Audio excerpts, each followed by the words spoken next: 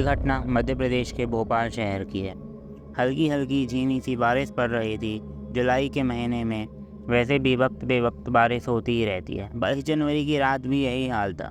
देर रात का वक्त था। गैराज का काम निपटा कर रमेश अपने घर की तरफ लौट रहा था। थोड़ी दूरी पर जाकर उसे सड़क के किनारे एक नीली साड़ी में बेहद सुंदर नौजवान लड़की दिखाई दी। वह काफ़ी परेशान दिख रही थी। चारों ओर गहरा सन्नाटा था। पूरी रोड सुनसान थी, जिससे रमेश को यह लगा कि शायद उसे घर जाने के लिए कोई साधन नहीं मिल रहा होगा, इसलिए वह परेशान हो गई। रमेश उसकी मदद करने के लिए उसके पास गया और उसे अपनी बाइक में बैठा लिया। उस महिला के बताए अनुसार रमेश ने उसे चौराहे के पास वाली गली में छोड़ दिया।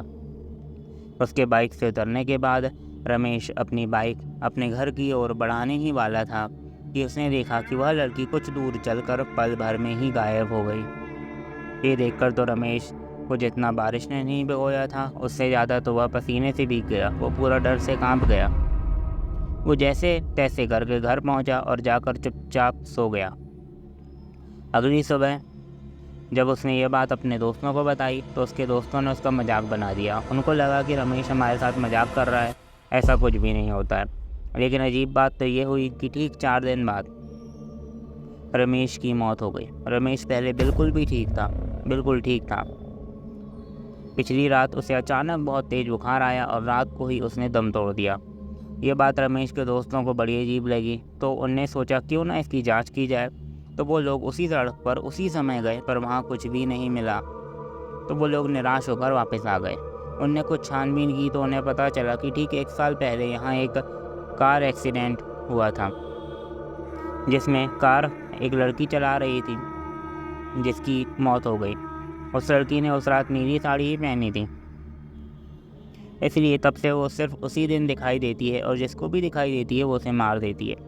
यह बात पता चलने पर उन सबको बहुत अफसोस हुआ। अफसोस हुआ कि उनने अपने दोस्त रमेश की बात नहीं मानी और वो इस दुनिया से चला गया। उन्हें ये लगता है कि अगर वो अपने दोस्त की बात मान लेते तो शायद वो उसका कुछ उपाय करवा लेते और वो बच जाता।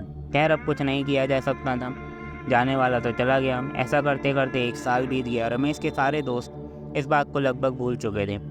इन्हीं दोस्तों में से एक दोस्त राहुल 22 जनवरी की रात को ही अपनी कार उसी रास्ते से वापस ला रहा था। राहुल किसी काम से दूसरे शहर गया हुआ था, जिससे वो घर वापस आ रहा था और ये संयोग था कि वो उसी रास्ते से वापस आ रहा था। राहुल उस रास्ते की बात बिल्कुल ही भूल गया था। तभी अचानक उसे एक बेहद खूबसूरत लड़की नीली साड़ी पहने हुए लिफ्ट मांगते हुए दिखी। राहुल ने अपनी कार उसके लिए रोक दी और वो लड़की मुस्कुराते हुए कार के अंदर आकर बैठ गई।